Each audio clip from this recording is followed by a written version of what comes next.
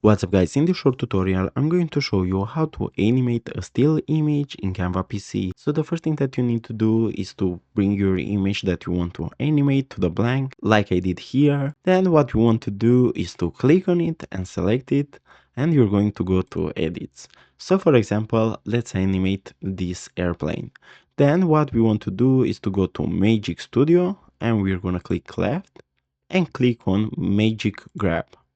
Now we want to click on the airplane like so. Then we're going to click on grab. After you did that, what we want to do is to center it, and as you can see we can move the airplane now. Then what we want to do is to go and select it, and we're going to go to animate like so. Here we're going to scroll down till we see breathe, and we're gonna scale it out like so.